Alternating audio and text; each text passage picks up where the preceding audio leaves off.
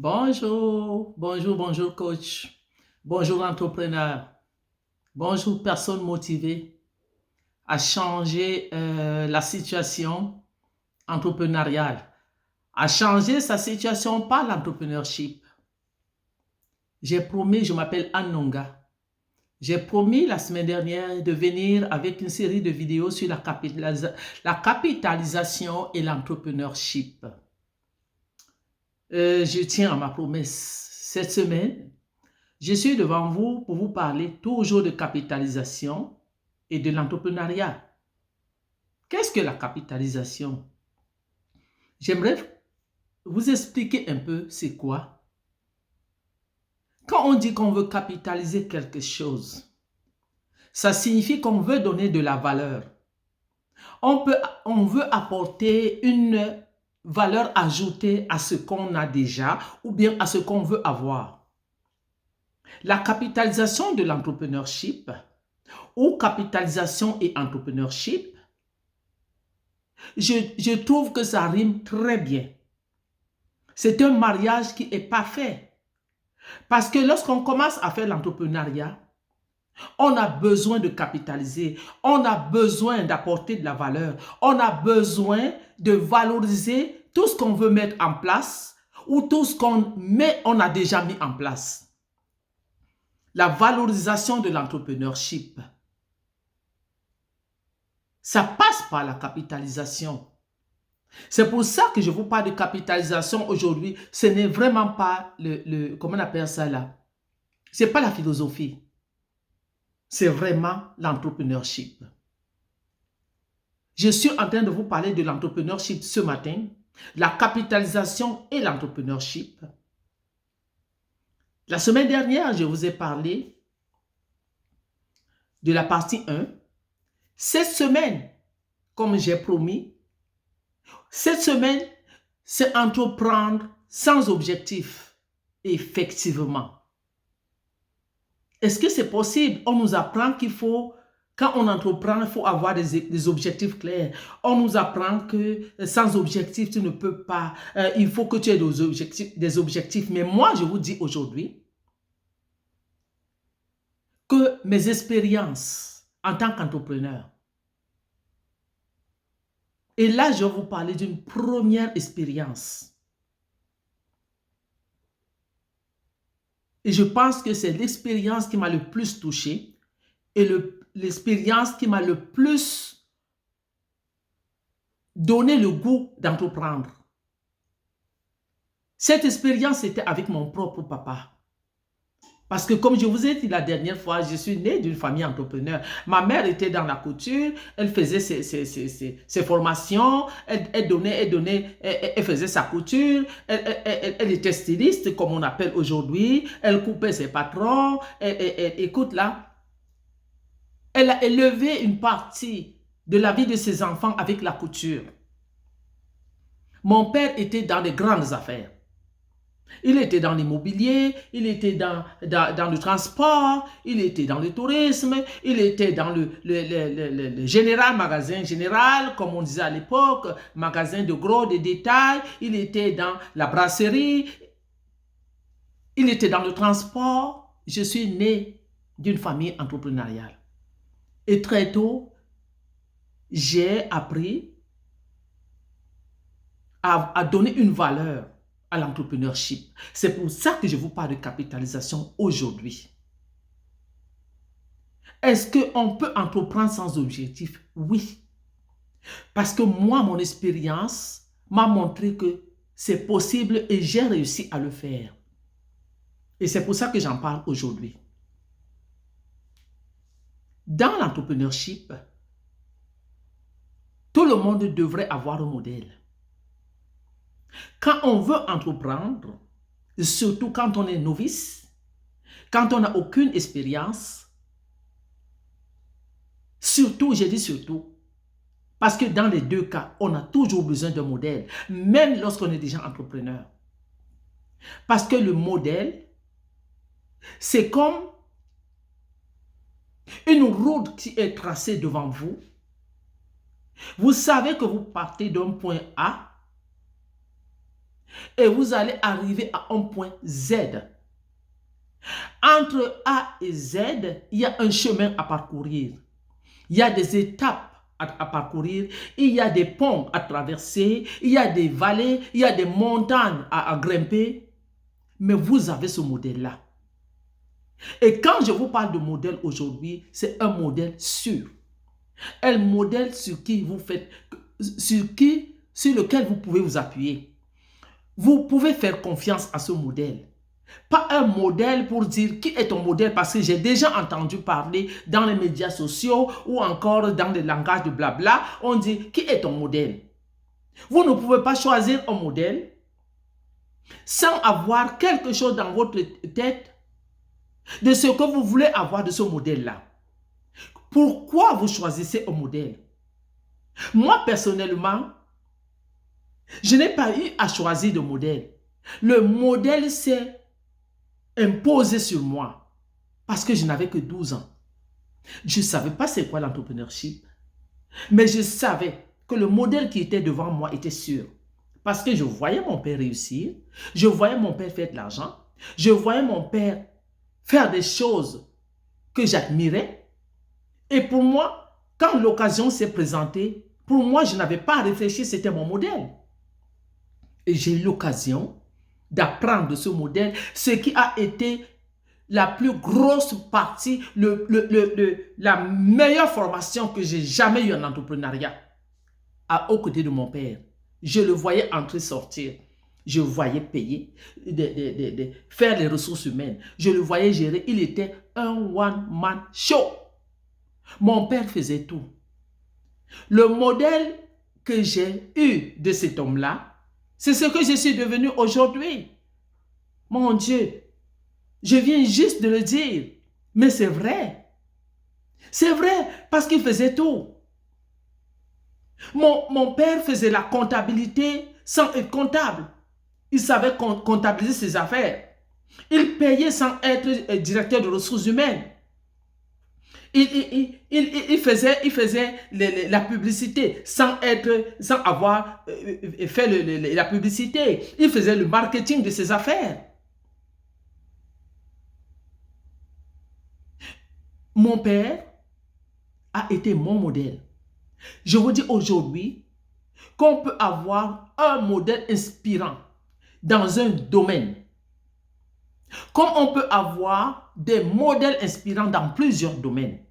Mais moi, dans mon cas, j'ai eu un modèle inspirant qui était dans plusieurs domaines. Et quand je me revois aujourd'hui en tant qu'entrepreneur, j'ai suivi ce modèle sans le vouloir, sans même m'en rendre compte. C'est quand je suis en train de le verbaliser que je me dis, oui, c'est vrai. Mais oui, j'ai fait comme lui. Il a fait telle chose, il a fait telle chose, il a fait telle chose. Il n'était pas dans un domaine précis. Il faisait ça, il faisait ça. Mais c'est ça qu'on nous appelle, on dit aujourd'hui, de ne pas mettre tous ses œufs dans le même plat.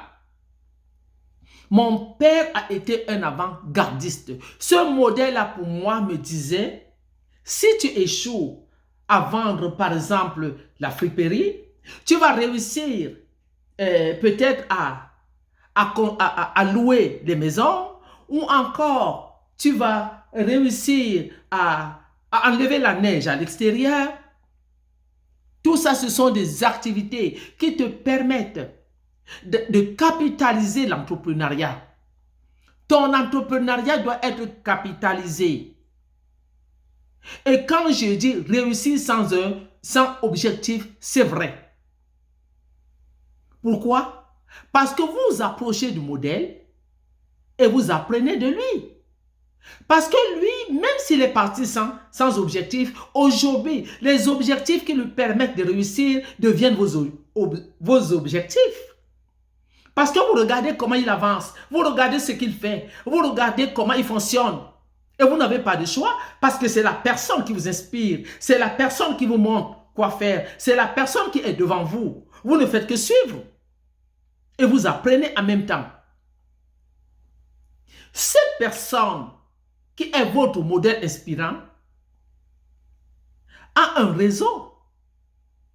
Parce que quand on est dans les affaires, on développe un réseau de relations. Ça, Vous ne pouvez pas vous en sortir sans un réseau de relations.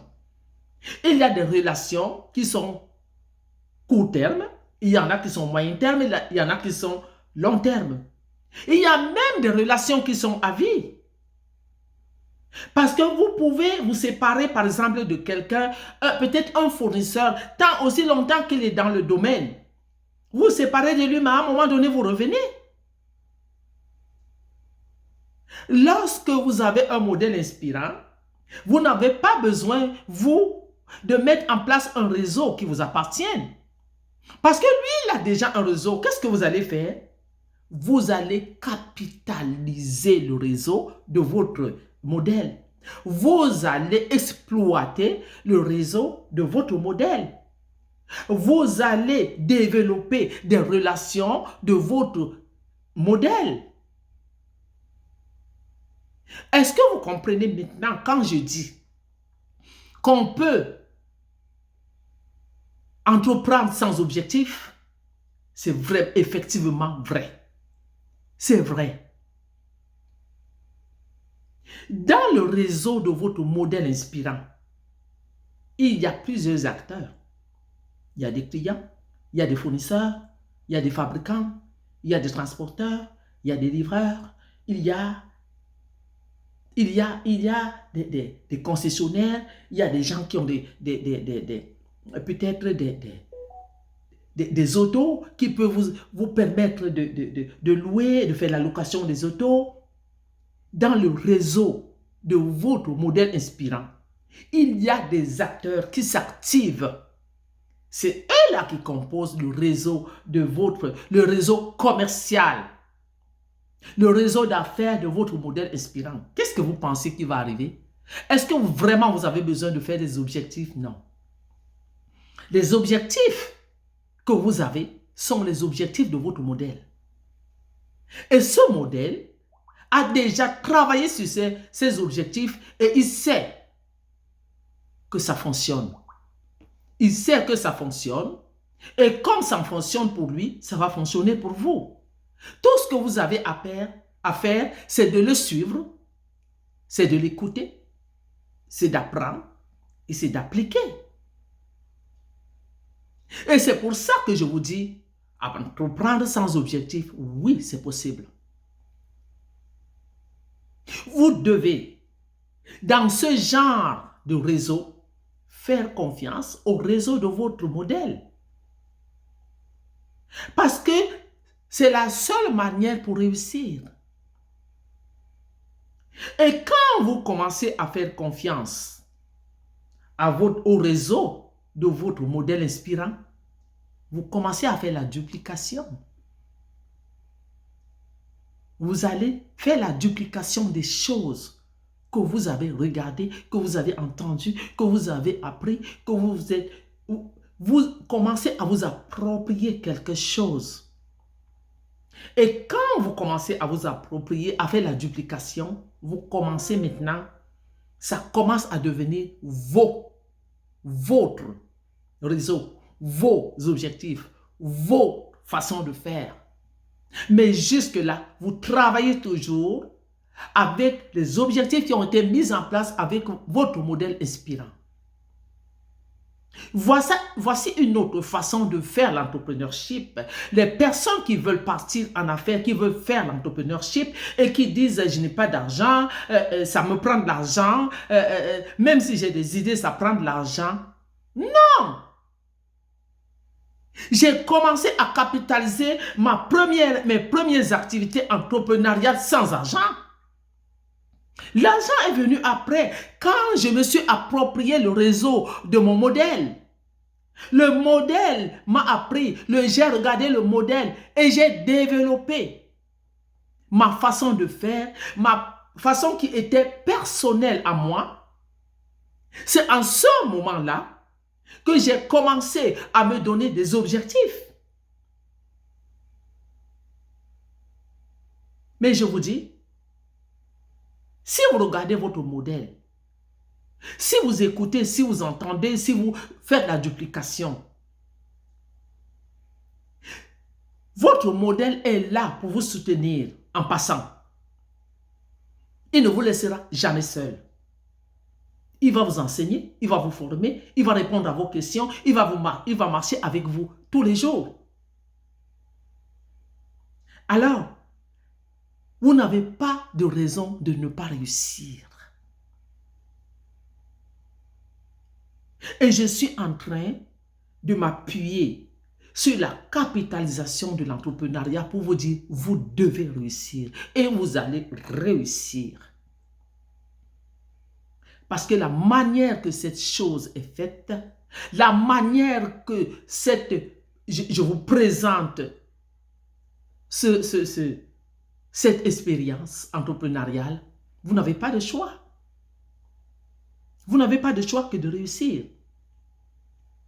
Lorsque vous commencez à vous approprier des objectifs personnels, lorsque vous commencez à mettre de l'ordre dans les objectifs qui étaient des objectifs qui vous étaient entre guillemets imposés, vous êtes capable maintenant de faire la duplication et de développer et de mettre en place vos propres objectifs, mais qui pas des objectifs du modèle inspirant. Qu'est-ce que ça signifie? Ça signifie que vous commencez à réussir. Alors la réussite devient votre objectif. La réussite devient votre objectif. Parce qu'au début, c'était la réussite de modèle, mais à la fin, c'est votre réussite. Vous comprenez ce que je suis en train de vous dire? Je suis en train de vous parler d'entreprendre sans objectif. Et effectivement, je ne sais pas quoi faire. Appuie-toi sur un modèle. Je n'ai pas de réseau. Appuie-toi sur un modèle. Je veux entreprendre, je n'ai pas d'argent. Appuie-toi sur un modèle. Mais qu'est-ce que je vais devenir? Appuie-toi sur un modèle et surtout sois humble. La parole de Dieu dit toujours que l'humilité précède la gloire. Quand vous avez un modèle, surtout un modèle qui vous tient par la main, soyez humble. Ne cherchez pas à penser que vous savez. Quel que soit votre statut, quelles que soient vos études, quelle que soit votre formation universitaire, qu'importe, quelles que soient vos expériences, accrochez-vous. Accrochez-vous, soyez humble. Écoutez et apprenez. Écoutez et apprenez.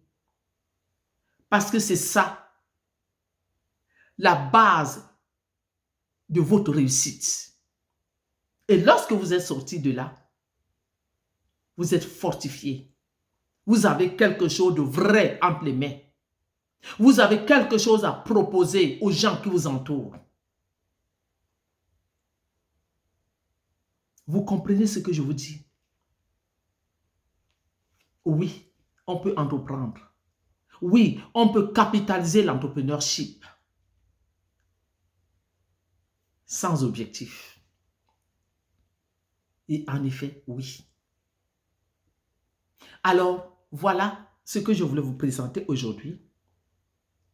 Ma prochaine vidéo va porter également sur le credo. Le credo. Le credo comme porteur des objectifs de réussite financière. Ça va être ma prochaine vidéo. Je vais vous parler du credo, des valeurs que vous allez mettre en place qui vont vous diriger vers la réussite financière. Alors, en attendant, écoutez cette vidéo. En attendant, ceux-là qui se disent qu'ils n'ont pas d'argent, vous n'avez plus de raison de ne pas entreprendre. Parce que regardez autour de vous. Si vous suivez ce conseil, je suis sûr que ça va débloquer la situation de plusieurs d'entre vous. Je suis sûr. Parce que moi, ça a débloqué ma situation. C'est sûr que j'étais encore un enfant, mais aujourd'hui, j'en parle encore avec fierté. Pourquoi? Parce que cette expérience est restée 30, 40 ans dans ma vie. J'ai fait des choses, parfois même inconsciemment. Mais aujourd'hui, je me rends compte que ces choses étaient Dans mon subconscient, je le faisais inconsciemment, machinalement, mais c'était déjà enregistré. C'est ça que je suis en train de vous dire. Alors sur ce, pour la prochaine rencontre, la semaine prochaine, le credo, porteur des objectifs de réussite financière, ça va être notre prochaine vidéo. À la prochaine. D'ici là, portez-vous bien.